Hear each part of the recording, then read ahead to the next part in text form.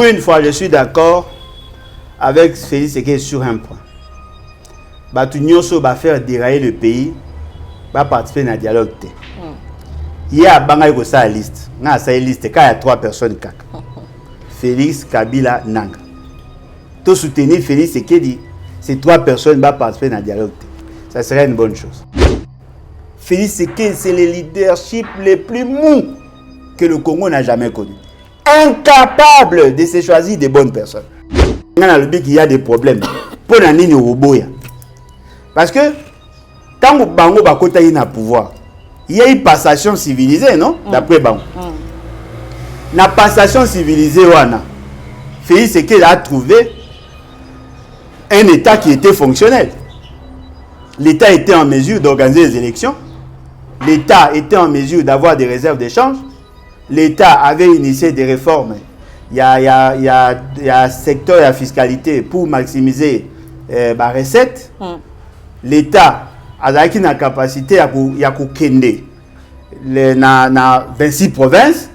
Mais aujourd'hui, ce n'est pas le cas. Aujourd'hui, il y a 2 provinces qui sont quasiment occupées. Aujourd'hui, il y a Mobondo. Aujourd'hui, il y a résurgence, il y a kidnapping à Kinshasa et ainsi de suite. Aujourd'hui, le taux, il y a chômage et mati.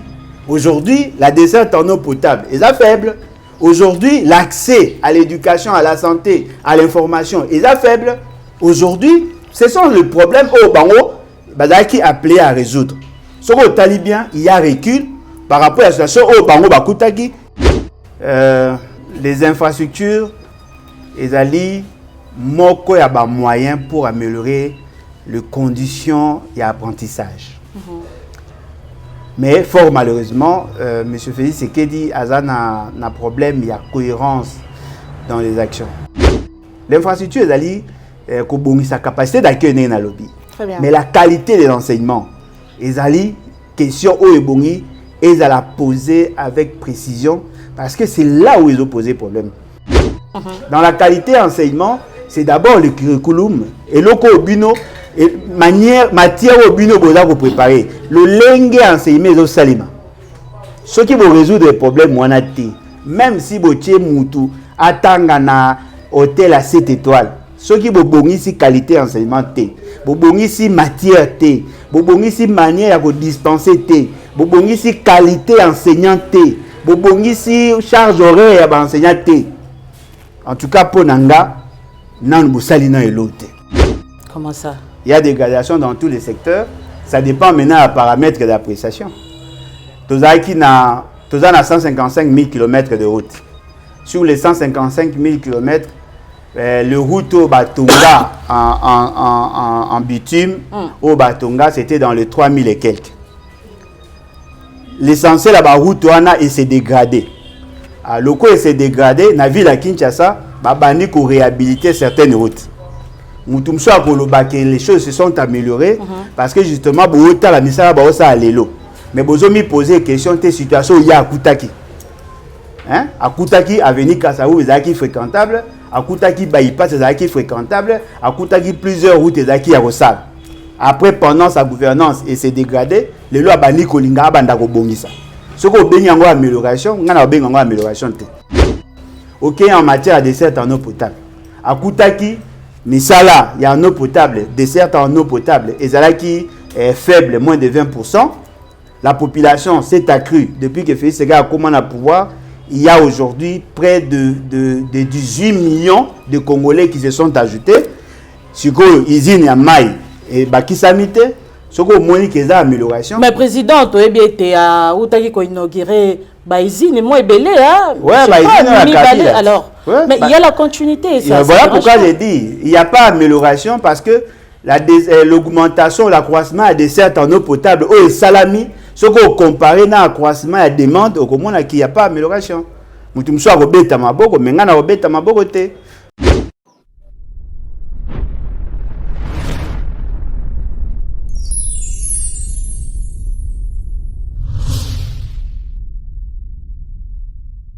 Les BAT, lèvons-nous et bâtissons. Les BAT, lèvons-nous et bâtissons. Les BAT, un nouvel esprit pour un Congo nouveau.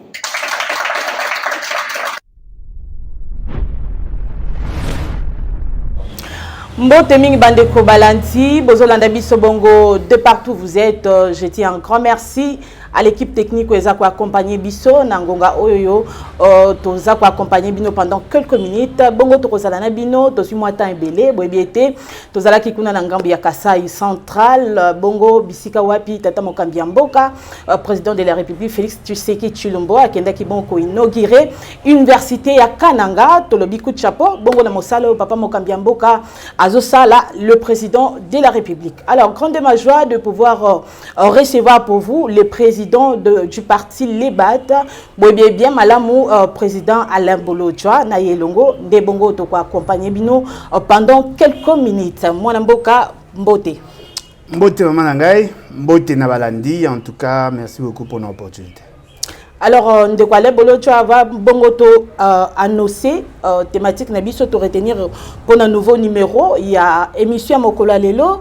Juste une question. Le Lenge Kani ozo jige bongo misala le président de la République azo sala l'autre fana na don saki en OK. Tozala ki bongo na Congo central to kena kota la bongo mosalo asali kotonga université ya Kananga. Le Lenge Kani ozo ko jige ngo. Bon, ceux qui n'a jugé na ko jige ngo en tant que initié en économie de l'éducation, en tant que psychopédagogue, qu'on apprécie en auto, qu'on tala en auto, il y a un non initié. Très bien. Les infrastructures, ils allaient moko ya ba moyens pour améliorer les conditions et l'apprentissage. Mais fort malheureusement, M. Félix Tshisekedi a un problème, il y a cohérence dans les actions. C'est vrai qu'il a créé les conditions pour que Batonga ait un nouveau bâtiment pour nous permettre d'accueillir. Il y a un abisso, balingi ba école supérieure. Mais la grande question, c'est que nous n'avons pas réponse. Parce que dans le processus enseignement-apprentissage, la première des questions que l'on se pose est quel type d'homme voulons-nous former. C'est-à-dire, d'abord la finalité. Tolingi toza na batu ya lolenge nini. Tolingi toza la na enseignement ndenge nini. Enseignement o ezali ba problème nango ezali nini. Quand vous tentez de répondre à ces questions, parmi la solution, il y a aussi l'infrastructure. L'infrastructure ezali sa capacité d'accueillir na lobby. Mais la qualité de l'enseignement ezali question o ebongi et ils la poser avec précision parce que c'est là où ils ont posé problème. Il y a un azolobat. Malembe pour les non initiés, ba obeta maboko. Mais bateau bazali initié, ba obeta maboko te. Parce que pour l'apprenant, ce qui attangi na bâtiment bien. Et d'aller le coup pour naïe pour attangi na bâtiment bien. Mais ce qui a longué na université à 6 classes, à bimi libanda. Bako apprécier yété par rapport à bâtiment à biska ya tangelaki. Bako apprécier par rapport à qualité y enseignement. Dans la qualité enseignement, c'est d'abord le curriculum et loko obino et matière obino boza ko préparer. Le lenge enseignement au salima. Ce qui va résoudre les problèmes wanati, même si botie mutu atanga na hôtel à 7 étoiles. Ce qui est ici qualité enseignement T, ici matière T, ici manière de dispenser T, ici qualité enseignant T, ici charge horaire enseignant T. En tout cas pour Nanga, nan bosalina et l'autre. Mais déjà na moi pas au basaliwana déjà bazo mérité quand même ko bete bon mabo. Ya on a zolo ba maman Nanga to lo baga eloko wana to bandela. C'est-à-dire batu mususu ba sepelaka na qualité ya sani bachi likolo ya mesa. Mais muto ana nzala ana posa kolia, akokipe qualité ya sani te, akokipe qualité ya biloko oya ekolia. Mais quand on imagine bachelo ba couvert en or, bachelo biloko ebele mais na biloko ba yeli eza kitoko te, eza na mungwa te, eza elengi te. OCP na sani po eza bien. Mais biloko yo kolia nde yango ko déterminer so OCP ou pas. Voyez-vous, pour certains à préférer à la bâtiment à bien, mais pour d'autres à préférer à la qualité enseignement à bien. C'est-à-dire la qualité de l'enseignant, la qualité à matière, parce qu'in fine, il faudrait que la personne qui est formée a la capable de transformer son environnement. Alors, Au moins, il y a un système d'enseignement, il y a un matériel didactique, il y a un contexte et conditions, il y a éducation. Au moins, il y a Biso, Totangi na Université pédagogique nationale, qui est une invention, il y a Papa Kasavubu, il y a un système d'enseignement. Nakati wana nakala, tangu papa bayandri bande kotanga, tangu bazakari babas bande kotanga. Bande kotanga na ba contexte ok, ba population étudiantine ezaki belete, ba salle ezaki na moins espace dans leur époque, bazaki na ba banc, ba climatisation monsieur bande ko ça mais au moins les salles étaient aérées. Tant que commune attend na biso et commune a problème sur population, vous avez autant de conditions penza à malamouté, mais c'est qui est vrai, vous avez qui chance à vous en enseigner bien. Mais après biso, bah améliorer le cadre et accueil. Mais l'essentiel est enseignant, bah respecter la charge horaire, les matières ne sont pas révisées ou bah actualisées, bah assistant bah rebi kokota na ba salle, ce qui veut dire que la qualité accueil est bongi. Mais la qualité enseignement est commis et s'est dégradée. Alors, tant qu'on monte aussi sa classe, bah la bâtiment bah la matière. Parce que ce qui est important, c'est input. La qualité est logo au sali.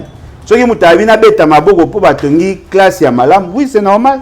Et ça la maranango batonga bâtiment. Mais nga en tant que spécialiste en matière économie de l'éducation, moi en tant qu'initié en psychopéda, c'est la réforme du système d'enseignement. Très bien, Ndeko-Alain Bolodjoa. Il y a quand même des avancées dans quelques secteurs depuis le président de la République à Zabone Bongone. Non, il y a des gradations dans tous les secteurs. Comment ça? Il y a des gradations dans tous les secteurs. Ça dépend maintenant des paramètres d'appréciation. Nous avons 155 000 km de route. Sur les 155 000 km, le route au Batonga en bitume, au Batonga, c'était dans les 3000 et quelques. L'essentiel, la route s'est dégradée. Le coup s'est dégradé, dans la ville de Kinshasa, il faut réhabiliter certaines routes. Les choses se sont améliorées parce que justement, la mission a l'élo. Mais vous avez posé une question de situation il y a à Koutaki. À Koutaki, avenue Kassaou, est fréquentable. À Koutaki, bypass est fréquentable. À Koutaki, plusieurs routes est à Rossal. Après, pendant sa gouvernance et s'est dégradé, les lois bani kolinga bandako bongisa. Ce qu'on béni en amélioration, on a béni en amélioration. Ok, en matière de dessert en eau potable. À Koutaki, Misala, il y a en eau potable, dessert en eau potable. Et ça qui est faible, moins de 20%. La population s'est accrue depuis que Félix Séguin a commencé à pouvoir. Il y a aujourd'hui près de 18 millions de Congolais qui se sont ajoutés. Sur l'usine ya Maï et Bakisamite, ce qu'on monique les améliorations. Mais président, tu es bien inauguré l'usine, moi belé hein. Ouais, l'usine alors. Ouais, mais il y a la continuité. Ça, voilà pourquoi j'ai dit, il n'y a pas d'amélioration parce que l'augmentation, l'accroissement a des certes en eau potable, au salami. Ce qu'on compare à l'accroissement et la demande, au moins, il n'y a pas d'amélioration.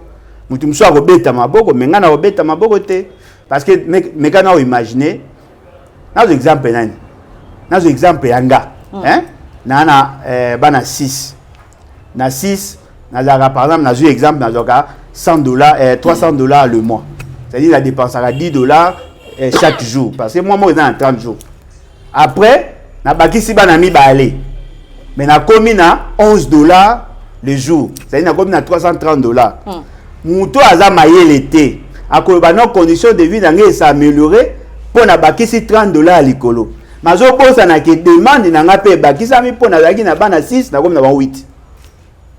Il faut boter na compte na ba variation nyonso wana. So ko tali na secteur moko ko mona dessert en eau potable ils sont faibles par rapport il y a demande réelle.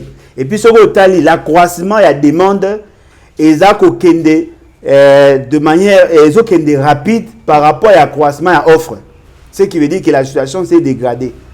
Dans le secteur de la sécurité, l'insécurité base sont pleins. Les lots d'insécurité comme ma casse. Et j'étais même estomaqué de voir un membre de l'Union sacrée, soi-disant avocat de la République, alors que bango mutu basala ka insécurité pour que ba yibara ba téléphone ba tala ka biloko ezana 4.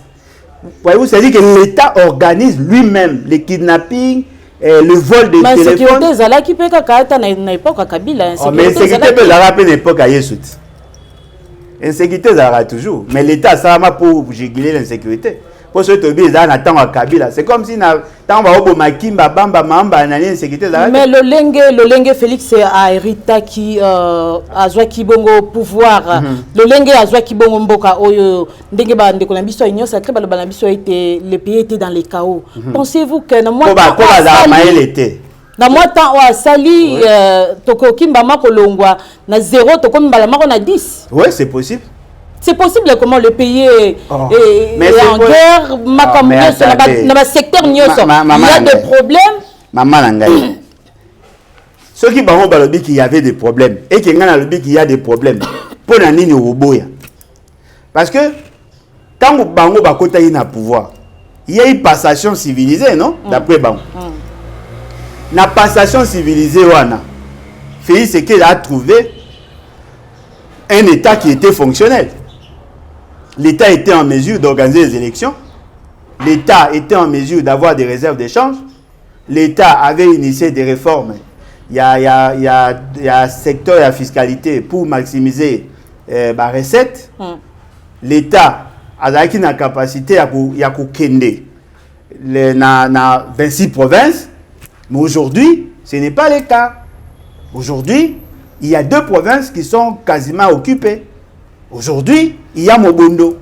Aujourd'hui, il y a résurgence, il y a kidnapping na Kinshasa et ainsi de suite. Aujourd'hui, le taux, il y a chômage et mati. Aujourd'hui, la desserte en eau potable est faible. Aujourd'hui, l'accès à l'éducation, à la santé, à l'information est faible. Aujourd'hui, ce sont les problèmes au Bango qui appelé à résoudre. Ce que talibien, il y a recul par rapport à la situation au Bango Bakutaki na lelo. Ce que tali situation au muto atikela ki bango bokonzi. Donc lié toi avancer tozongi sous ciment. Tozo reculer, tozongi ka un exemple na pesa kiyo, ya muto ana bana 6 azora $300, a komi na $330, mais a komi na bana 8. Et puis na bosani, ba bengani epe na ndaku pour insolvabilité ko ndaka bakisi prix. C'est-à-dire que a komi na ba problème belé koleka parce que le problème au to na ngo lelo, ya ngonde basare Kabila longwa. Mais lelo est baki sami. Ce qui peuple a boyaka Kabila. Pour mon avis que la solution na ba problème na ezate. Emploi ezate, accès à l'eau potable ezate. Mais vous voulez pas que le président a la volonté du fait qu'il a déjà la volonté à ko Sungambo kende liboso eza déjà nous sommes déjà dans les bons. Maman Nangaï, il y a aucun la fin de son mandat. Maman Nangaï, il y a aucun président dans ces pays qui n'a jamais manifesté la volonté. Aucun. Bango nyonso bazalaka na volonté. Même Kabila zaki na volonté au sunga RDC. Tant musuku kolekana Félix. Peut-être na woko choqué yo, mais tant musuku kolekana Félix. Yebabwe. Papa Kasavubu a accédé na pouvoir. Tant a accédé na pouvoir, a trouvé le problème. Au lendemain kaka ya prise à pouvoir na bango. Baba ni ko bunisa bango. Gouvernement na ezaki déstabilisé 3 mois après. Est-ce que vous avez dit que tant que babandaki ba désordre ya nationalisme au bazar qui ko manifester awa ba attaquaki ba agressaki ba enseignants expatriés. Les enseignants expatriés ba c'est décidé qui ba kima. Mais lui par son génie managérial avec ses conseillers ba initié programme ya recevoir enseignement en créant l'école moyenne pour former les enseignants congolais et africains. C'est comme ça que Bassara qui peine au l'université. Il a trouvé des solutions. Dans la gouvernance, Mokonzi a trouvé la solution. Aya ko laksabi so volonté T. Mobutu avait la volonté. Il suffit seulement de voir autant de programmes initiés par Mobutu. Ba plan 80, Bassara qui ba bloc ba plan quinquennal. Asa qui nyonso wana manifestaki. A coûté près de 300 et quelques kilomètres de route. A commission na 800 et quelques kilomètres de route asphaltée. Laurent Désiré Kabila a sali près de 200 kilomètres.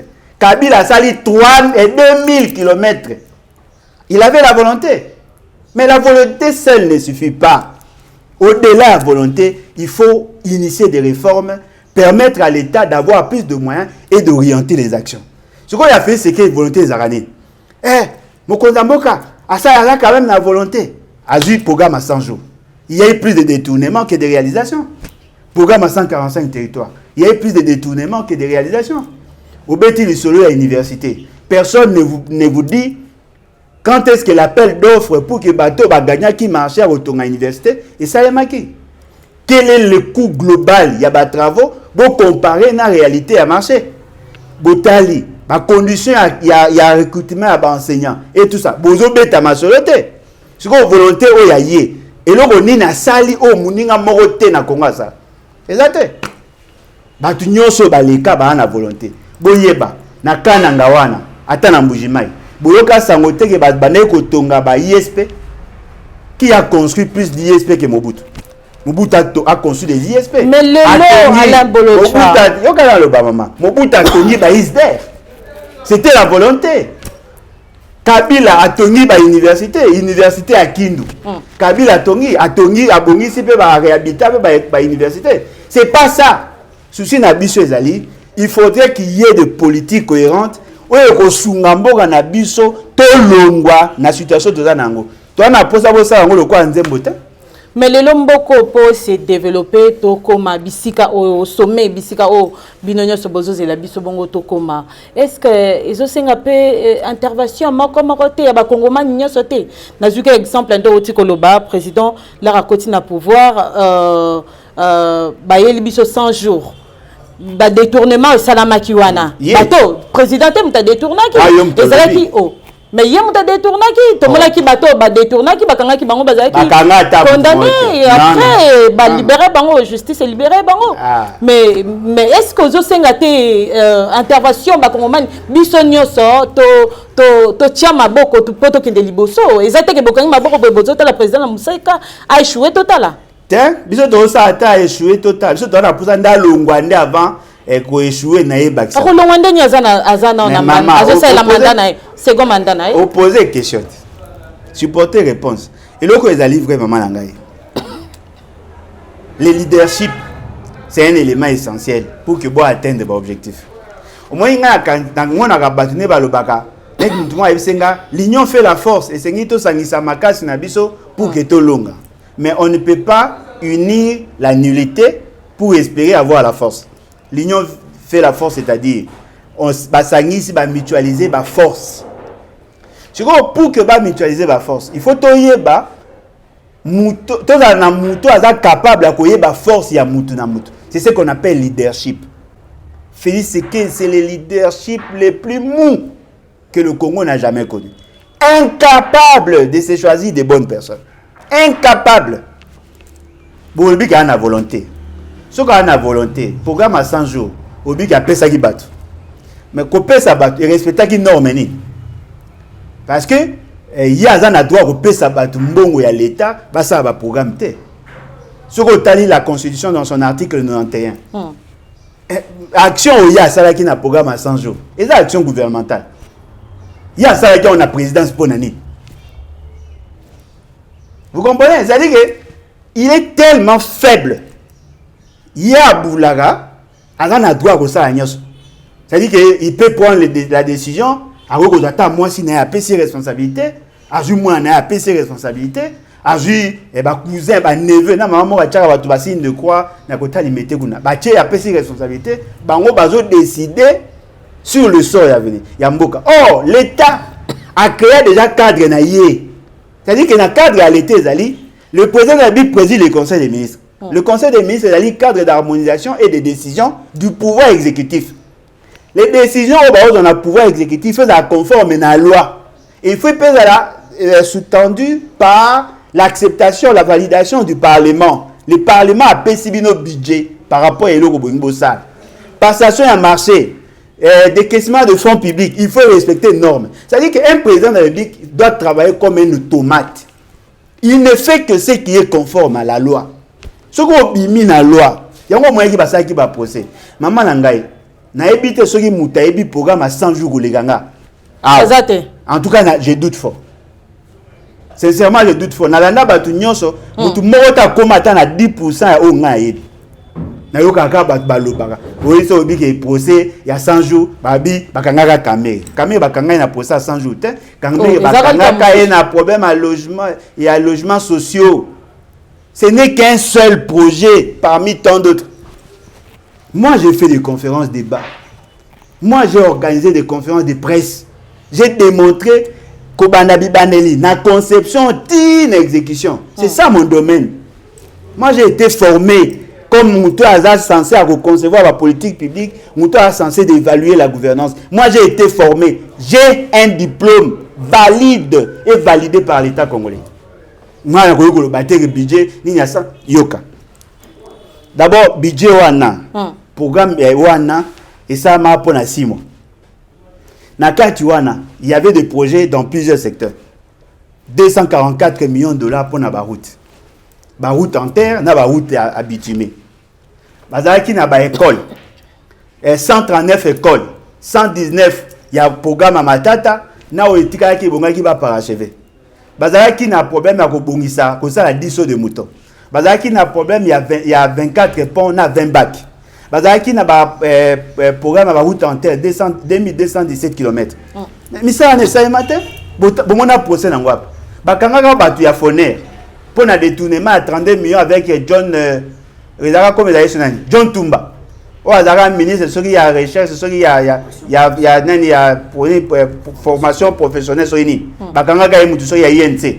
C'est monsieur Bakanga Foner. Ce monsieur n'a jamais été arrêté. Toura hutu sangoku takufa. Membo ngwana 32 millions beta masolete. Misale salamate po bato bachaki basala misala basaki misale salamate po basala ka yango en dehors ya cadre légal. Ezate po bachaka maboko. Baboyaki gouvernement Tibale sala parce que Félix Sekei le quoi azaka mutaba so d'humeur le quoi Tibala na papa na eba beba na ka so ndenge ya lobaka le quoi lina Tibala aboyi Tibala a exécuté programme one. C'est ça, et ça so d'humeur ya mutu. Mais tu perds combien? Bonge belé na ozui na mwanda 192 millions de dollars détournés maman. O mona posé nani. Ba détournant bongo so de moutons on a 10 ba tonga 5 nyonso so de moutons inachevé o a lobela ngona très bien ndaku 1500 logements sociaux et ça qui 57 millions ba ko baksa sous 2000 logements sociaux pour tout ba militaire o a mona ngona Lelo président Lebolo Djaoucho le tout à l'heure que le président de la République est mal entouré. Non. Lelo non au bimiste mon quoi faible. Au-delà wana il s'entoure na bato ya mabe po ye moka mutuma lelo pomboka parce que tolingi mboka ekende bongo liboso. J'espère que vous partagez même avis nangai que tolingi biso somboka ekende liboso lelo pomboka ekende liboso et c'est na président de la République abanda ko changer bongo ba animateur toi abanda ko asimba bongo système a bouger dans le système alongwa yenda longa pour incompétence soka longwe système wana ekotika la kaka soka longwe nani yo lingi ka bato bazalaki na Kabila bazalaki na Mobutu bazakaka ti lelo c'est comme ya zara nani il faut appeler na mutu ya zara na ye bazara ministre na période de Kabila bobosani papa na numaka ye ministre du gouvernement en fait le problème est wana te problème est boy tout le monde a le droit d'avoir des mauvais amis mais aucun chef d'État n'est en droit de se choisir de mauvais collaborateurs. Parce que si on poni baninga amabe, conséquence c'est la vie na yo. Mais si on poni ba collaborateur amabe, c'est une conséquence sur la suite et la fonctionnalité de l'État. Si on mutu amabe yo poni, pour y baga amabe, il faut ça combien de temps naï. Pour y baga amabe, tout le monde a attend dans libala. Moi c'est azolu libala rose à hypocrite pendant le fiançailles. Mais ceux qui déjà commis sa comportement, nous avons payé à l'état civil, on peut divorcer. Au lieu que nous là, n'a moi ça m'a bé, et moi ça n'a pas mérité. Mais tu as quoi avancer et ça mouto azamabé, bah quoi si gouvernement oh mouto azamabé gouvernement n'a pas problème à leadership. C'est lui qui fait office du président de la République, c'est un homme faible. Azo le baran a tellement noté. Aza faible parce que a même maraba sentiment na ya bon moto dans la gouvernance. Mais bato ya mabe o izoloba entourage na ya mabe neti nani to ba no utanga no ba kombo neti nani poso na bito tanga ba kombo bo bagé to utanga ba kombo neti nani Mama Soumino azali deuxième personnalité na pouvoir exécutif azali chef ya gouvernement Yo na no mona mabe na ete. Ato lobby, so ki Félix Sekedi alingi atika. Aotika ekaka. Non, tout dans bateau bateau yo monaka ya mabe, mais Félix Sekedi alinga bango. Parce que yo osala ni polongo la bango. Parce que le principe ya parallélisme de forme et de compétence et que c'est naga muto anoma ki alongola. Parce que yo olongola ndenge. Bien qu'on a pouvoir olongola la premier ministre était sur le plan constitutionnel, mais on a pouvoir olongola ko enclencher mécanisme à olongola par rapport à ya aspect politique. Alongolier a reconduire ba ministre bazawana et belé bazawana ba ça elo te mais il y a zo sepela. Ce qui ba collaborateur na ba mabe. Ce ko bilan ezaka positif ndeni. Eh, bilan ça le loroté on est conscient ba congolais faut pas comme conscient to nyonso zo et ça ka moko ya président de la République. Maman na ngai congolais ata commis conscient. Nga na yebi que madame Soumino ne méritait même pas être premier ministre. Nga na conscient. Pardon? Comment elle ne méritait pas? Maman. So yo sko pona bino bokaisi rôle ni zakani. Mutu da la ki na ministère à plan à sali musala mabe. Programme à 145 territoires a créé les décors pour qu'il y ait des tournements de fonds. Moussa ça ma malam te. Ce que bon a gagné malam nani. La seule chose qui a milité en sa faveur, c'est le fait d'être femme. Babimba liboso moi c'est comme ma premier ministre. À part wana, na mona atina net. Mais azawa na pas fini c'est que dalingi. Aujourd'hui ba te belé bazar bali yaou. Un incompétent né. Matikali pour aller à ce que ça fait c'est que ba Gilwando aujourd'hui o nani o mutu bitongo aza ministre de défense ce qui comme nani azawana aujourd'hui bemba wana baza ba incompétent baza pelé ba paluku kaka ba discours l'essentiel ba ministre baza incompétent na cabinet a Félix Sekedi mokonzi ya CNS wana o professeur wana aza incompétent maza wana so bolongo la ba neni po mokonzi yango ya bino alingi bango bazala OK gouverneur amola lipongyo azali po ya alingi so boye sanga ata soki biso to bike baza mabe yo ko bagara te e mokonzi mboka ayebi pona na atiki bango siko soka atiki bango eke biso to yaka kolela to kolela ni so peut-être so za pour ça to zo mandoki to longola ba na makasi oh biso to zo mandoki te po ba kongwe ba okufa. Très bien, merci beaucoup Mwana Mboka. Je tiens à rappeler que Azabongo président y a parti les battes. Alors, vous êtes sans ignorer, chers téléspectateurs, que le président de la République est favorable pour un dialogue, mais sans la participation des groupes armés. Tolanda Kibongo, moi, ma réaction un peu de partout. Parti politique, il y a Moïse Katumbi Ensemble pour la République. Lobby était bango pe baye bongo na ba condition na bango s'il faut participer na dialogue. Lobby bazo senga bongo libération, il y a ba groupes armés. Bazape na ba condition na bango mususu tolanti moi ba parti politique moi ebelé moi ba réaction à bateau moi ebelé souvent les Congo pe baboyi moi ba réaction bateau moi ebelé mais enfin le président de la République a bon favorable pour na dialogue mais na condition pe na pardon na format oyo il y a 5 et CCT. Alors moi Mboka Alain Bolochwa enfin le président de la République est favorable pour un dialogue. Binope pour participer d'abord. Bon, maman Ngai, d'abord il faut te dire que le dialogue est l'une des options constitutionnelles. Hein? Le dialogue est l'une des options constitutionnelles. Il n'a le baron bien pour créer confusion. C'est-à-dire quoi? Nous avons opté pour une démocratie consensuelle. Déjà, au niveau des institutions, on a tout fait pour que l'opposition et la majorité va fonctionner en harmonie.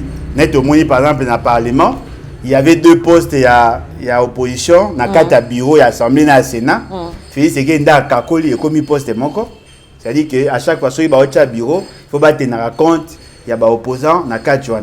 Il y a un groupe parlementaire, il y a une commission parlementaire, il y a assez qu'ils aient. Et dans les débats, l'opposition a lobby, majorité a lobby. C'est ça la démocratie consensuelle. Très bien. Tant que les opposants liboso ba pesa ki proposition à dialogue, ayi se ba kena ba institution. Aboya ki dialogue en dehors ya ba institution. Bato bazwa mandoki o babunga nzela oyo, ba proposition ba dialogue aboyi. Senko asali proposition à dialogue aboyi et moko andimi moko aboyi. Moi il ne fait ces gars azara trop changeant et tout ça. Abandeka ko boya est-ce que tikala ki ondima proposition à 5 ans et c'est ça? Si andima la tina ba on ba les feuilles de route. Bayaka nango. Bayaka nango mais kondima boy kana ndima. Mama andima ki na bato a Senko ba travailler ba harmoniser point de vue ba PC. Fait c'est que est changeant. Siko ba environnement est sali que le lot andimi.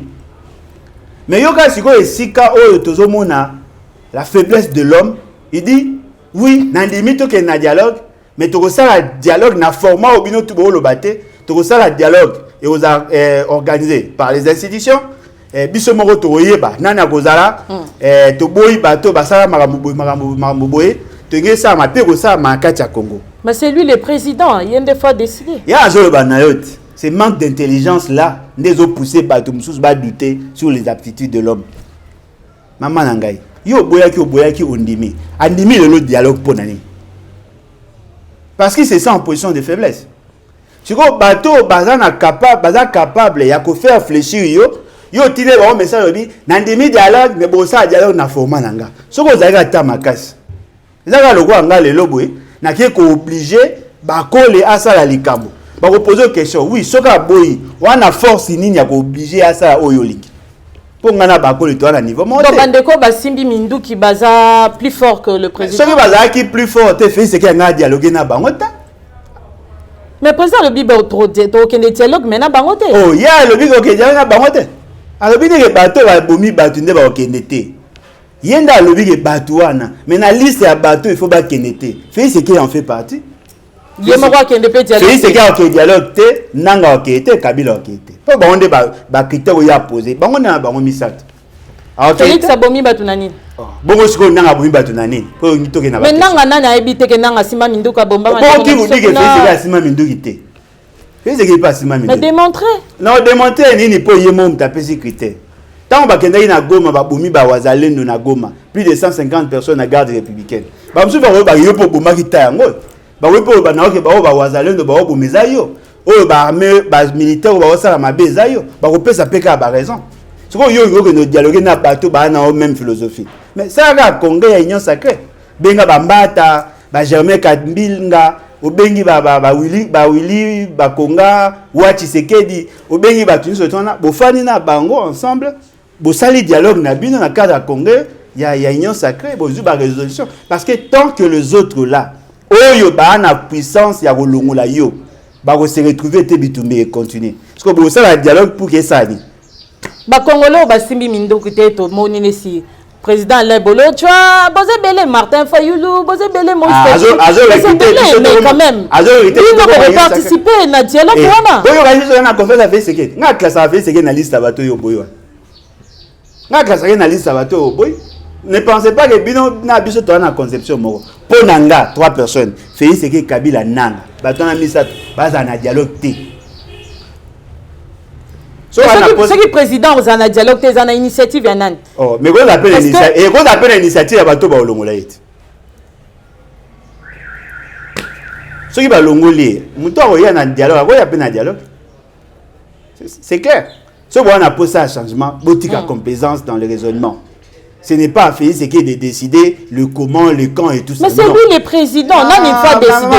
Non, il faut décider, président. Il faut pas ceux qui ont posé un dialogue, ils doivent, faut pas et la décision consensuelle. Il faudrait que toutes les parties soient d'accord. Dialogue aux Angatines, donc dialogue à apporter l'autre côté. Et quoi apporter l'autre côté pour le peuple. Et quoi apporter l'autre pour les politiciens.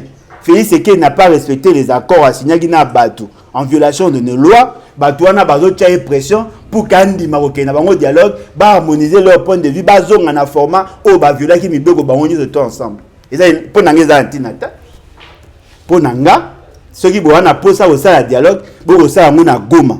Félix qui a obi ba au sala dialogue na mabele ya Congo.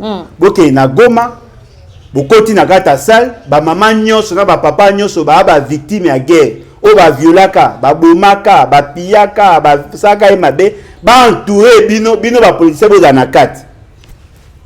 Siko soki bozi décision à sima, ba tuana bazaki ba victime, ba ndima eloko wana. En ce moment bi lokola ba victime ba ndimi, ngape na ndimi.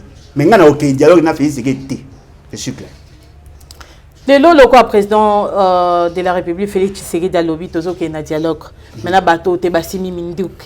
Bon, to ke na na sens wana. De fort du progrès de raté.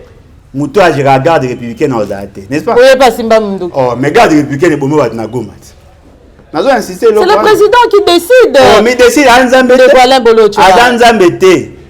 Mais c'est lui qui décide. Tout le monde a dit combien de fois Batbaleki wana toke na dialogue kola ya boyaki dialogue et salamaki. C'est quoi le roi défavorable? Pour Nzambe. Mais c'est lui le président. Après Nzambe, c'est lui. Oui, après Nzambe, c'est le peuple. Si bino mon a fait c'est qu'il y a un des Superman. Une question de curiosité. Vous avez un problème personnel là, Félix Tshisekedi? Non, c'est lui qui a un problème personnel avec moi. Il vous connaît? Problème naïta. Quand on a chômé, moi on a bêta ma zone. Président Lebolo, j'allais poser cette question. Est-ce que le se token a format OEO président de la République Azolinga token est bon en dialogue? Est-ce que dialogue wana est causala crédible? Est-ce que bafouya malamu ezala et causala pour na bataillon sacré pour bako élargir spectre na bango. Ezaka loko a muzu tuté. Le loi azali ministre ya Félix Tshisekedi pour andimaki ko dialoguer na Félix Tshisekedi. Ce qui a kobakisa Fayulu, a kobakisa batubi ba emisat. Ba osanga ezaka élargissement union sacré. Ezaka élargissement union sacré. Donc il faut apporter le côté. Maman, les rapports de force indé ko déterminer qui doit décider en dernier ressort. Ce que osangani na Fayulu, osangani na ba prince pengi na bato balinga dialogue wana. Boke bo dialoguer na bango. Makambo bino bobi boke ne dialogue érotique à l'entier. Bato wana soki ba na capacité à ko avancer, ba ko avancer. Soki pe ba na capacité à ko renverser pouvoir, ba ko renverser. Mais biso to wana posa to tika na ordre constitutionnel. Na ordre constitutionnel pour que to tika na ordre constitutionnel, il faut ba longola Félix Kabila Nanga. Bato wana ni satu ba longwa. Soki to tika longola Félix Isundenge ni. Ba ko longola ye article 64 ezali, article 75 ezali, article 167 ezali. La constitution. Ezali. Ah, ozoboya dialogue toke na dialogue wana et ceux qui battent na membre ya union sacrée te. Na oui na membre union sacrée te. Na oui ce sont des enfants. Na membre union sacrée te. Na oui convoquer na mutoka Félix Tshisekedi te. Je suis clair. Na membre union sacrée te. Na oui ndima moi muke so eza basango. Basango bu na douter bon na Félix Tshisekedi na okene. Na membre union sacrée te. Mais to ke pe na format basango te 5 SCT. Bo benga bino ba tenyo sacré okene. Na concerné ta. Na ke dialogue na Félix Tshisekedi ba non ndé. Ngam na omoni ka otrahi mboka. E ba non ndenge nini na ke na. Mais dialogue li ko lo bani nde ko Alain Bolodja. Bo vandi oyebisi Félix Tshisekedi ndeza boy. Ngana linga côté po sala ka boy. C'est ça que ça linga. Alors, to dialoguer to yokani pona makambo etolinga. Na surprendre siko. Na linga Félix Tshisekedi.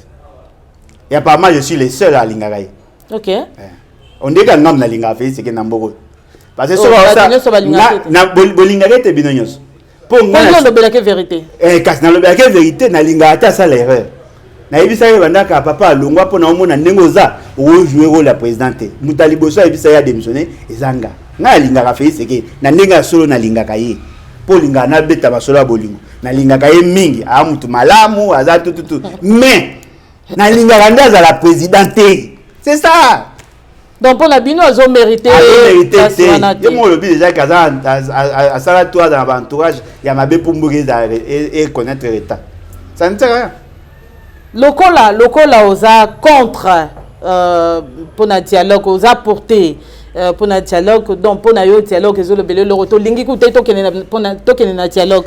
Dialogue est nécessaire. C'est nécessaire mais dialogue à moi fait un dialogue sincère. Nécessité oui, sincérité surtout. Dialogue on a ndimi. Et ça dialogue yo, batu nyonso ba participer na dialogue, ba sanctionner na bateau ba faire dérailler le pays. C'est-à-dire Kabila Zate et puis Nanga Zate, na Félix Tshisekedi dans abino bazate. Mais Félix Tshisekedi c'est lui le président de quoi? Maman, après peut relongwa te na peut ce article là. OK. Ce qui bango bazate, ba longwe bango nyonso wana. Muto akosala intérim akoki koconvoquer un dialogue na dialogue wana ekozala dialogue pour que bato baharmonize ba point de vue lokola Kabila kozala te FCC ekoki kozala batindi bato na bango ya mayele baye Le quoi bakuya na kuna ba AFC soki M23 moyendanga kozalate ba Bertrand Bisimwa yo konso ba kozalate ba oti na mutu mo mi balé baye ba sololi. En ce moment là, on sanctionne bateau bazaki à la base il y a problème et to fanis ko to harmoniser pour éviter à ce que to retomber na ngo en respectant l'ordre constitutionnel. C'est ce que moi je ne veux pas. Bon, il y a nanga pose à changer la constitution. Félix ce qui a posé à changer la constitution. Toyo Canada. Oh, kuna azumando qui pour renverser Félix Sekedi. Félix Sekedi a saisi ba élection à mabe pour atiga na pouvoir. Biloko nga zo bundisa nde yango wana. Nga ko yiko ndimate na mboko place nga na za. Bitumbo nyos tout osali to sacrifier jeunesse na biso. Tout le monde a mutu mo bozu bokonzi na nko ozo lingo sa marambo yo. Bokonzi na nko bazo rondeni bokonzi na nko bazo roké boké na nzela ba élection ba congolais ba voter bino c'est ça bokonzi na nko bazo bega. Nenge toza le loi. Ozu na yite so ozana bon. Na boyo ko loba on peut être ba comprendre mabe. Ozu maman na yo au PCA a organiser élection. Ozu papa na yo au PCA a confirmer ba résultat. Ozu cousin na yo au PCA ça. C'est-à-dire nga na fali bona ndimi na ke na compétition o yo za na maîtrise ya nyonso. Il y a des mokonza ku consonné yé, a des mokonza seni yé, a des ba sep ya seni yé, a sa nyonso yé, a pesi loi yé, a sa nyonso yé, a kaboli ba machine, mutafani ba moni tata vous venez de recevoir 3000 voix. Un peu ça là. Élection et bien élection hein? Non. Félix Sekedi n'a pas été élu.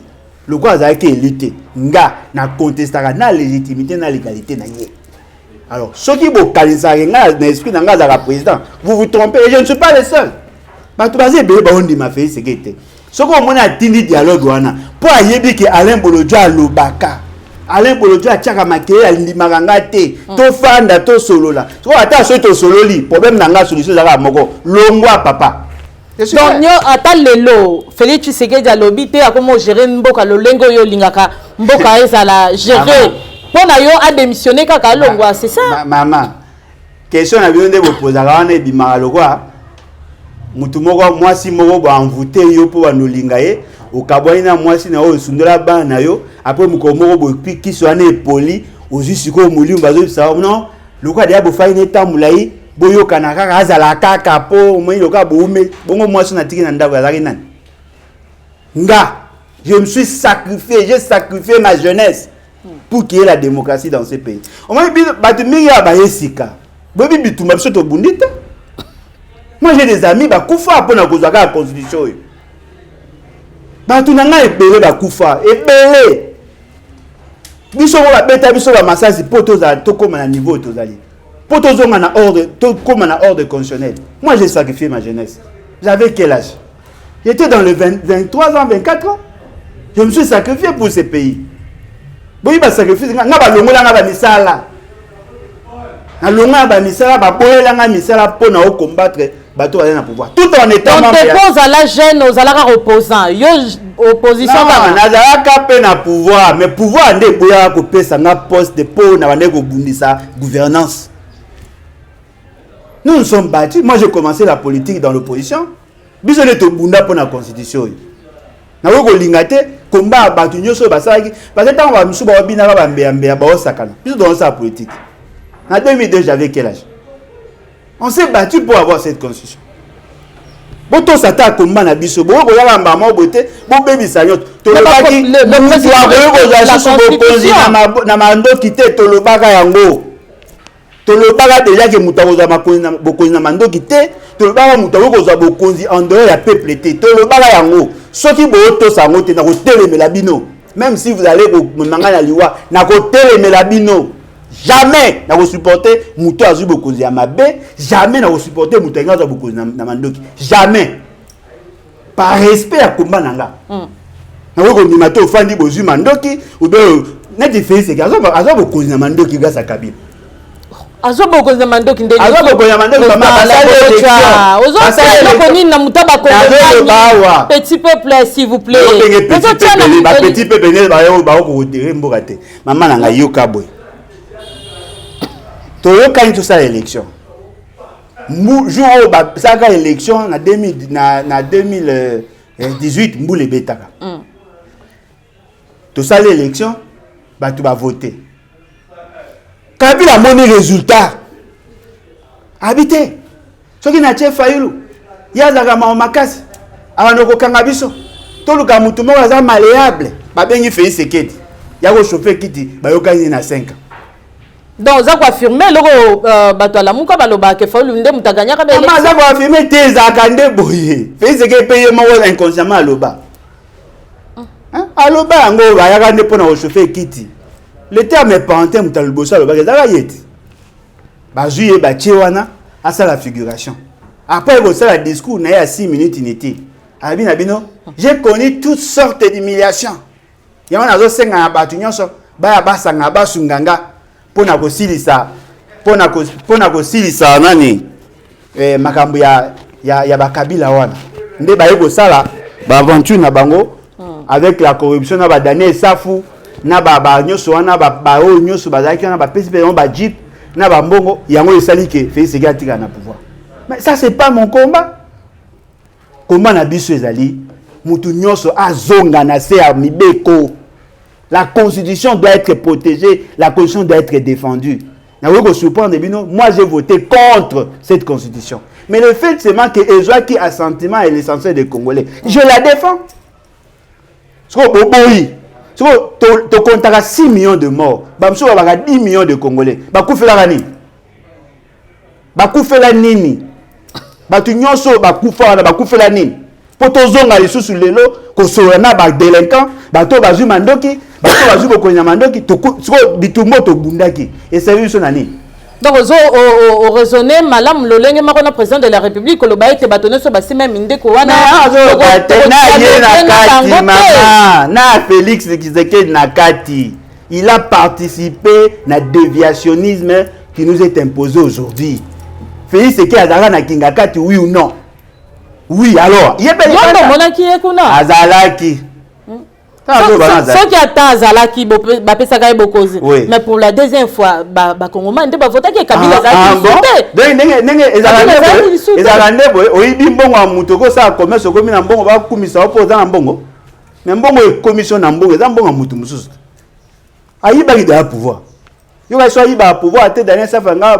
on va distribuer des jeeps.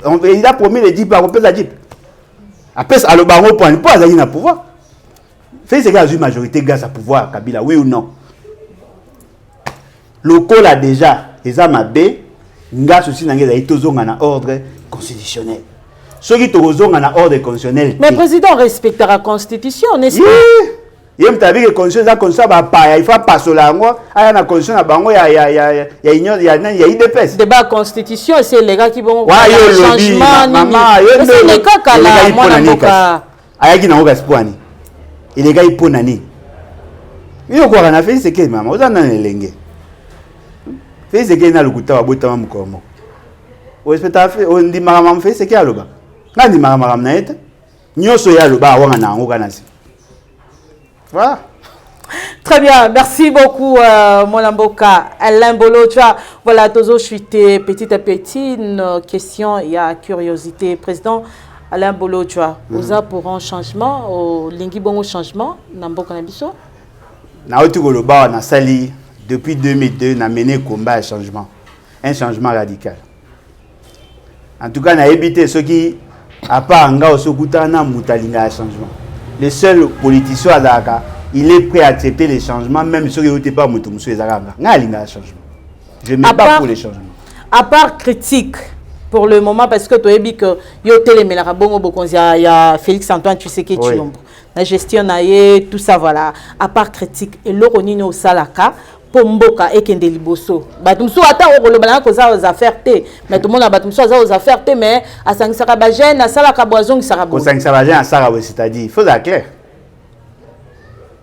Muto azolo bakira tozonga na ordre constitutionnel eza proposition té. Ko sangisaka bajene c'est-à-dire moi, je vais à foutre un impôt. À foutre la taxe.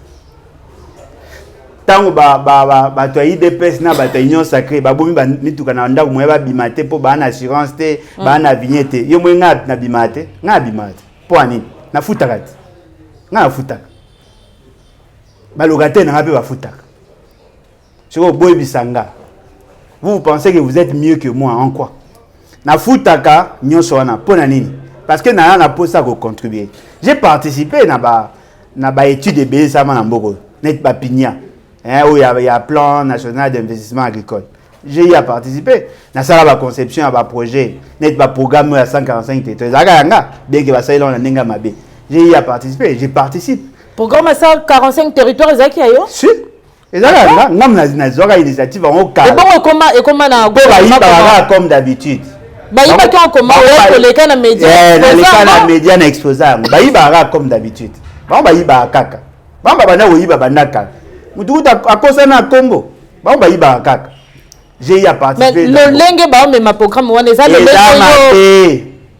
C'est wana zaki ayote. Ah bon ce que baïba il mamba 10 il y a 10 millions de dollars ndeni. Baïba il mamba 145 territoires ndeni. Na montant, na combo, na nyonso kokani. Hein? Ba salika mabende ba mesana ba iba. Même projet bomona ya kopesa ba bis à crédit ya esprit de vie. Ça va peka yanga. Hein?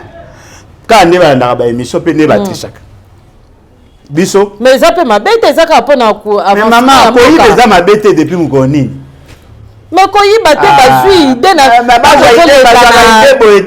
leki na média mwana mboka o partager makanisi na yo non o lobi to lingi boye sala mais ko tomba yoki bazui makanisi wana basala yango soki na lobi ke bo respecter constitution eza idée na boki yango en l'air mais soki na lobi ke soki toujours pouvoir je te ça programme à 145 territoires te repèse à 10 millions à chaque province pour que ba relancer l'économie plutôt bongisa ba route à dessert agricole aux yeux yango ka idée na ngana OK au sali ba formule ngana tchaki pona ko arriver na résultat au yebité au sali mabe to perdre près de 500 millions de dollars na beta mabo ma so ni bobeta kawana bobanga bango toni eza ba biloko il faut te condamner soko oyoki mutalobi likambo comprendre te benga ye yebisa papa oko sa ba pesa so document o taki pour que toi ba kota c'est comme ça de ba de so ba bengi yo o kende basola na pona programme 45 territoires o kende net nani non c'est le gouvernement bengi maman ngamo azaki agent ya ministère ya plan nga azaki agent ministère ya plan oui pona boya ko sala et pour ba commission ministère ya plan komi quoi par nani branche il y a force du progrès. Na vous travaillez dans mutoka félicité. C'est impossible. J'ai de contre-programmes. Ce que tu as tenu sur le changement. Oui, na linga changement parce que je me sacrifie pour ces changements là. Mais na yebi kaka ke ko linga changement ne suffit pas pour qu'il y ait les changements. Il faut aussi savoir comment faire pour que les changements soient une effectivité. Très bien. C'est quoi bien? Éviter. Comment faire? Non mais maman, il faut la émission élaborée. Tant aux autres n'angawana après faire ce qu'il y a besoin à sali. Yo so mona un président biga. Mais c'est pour l'avancement.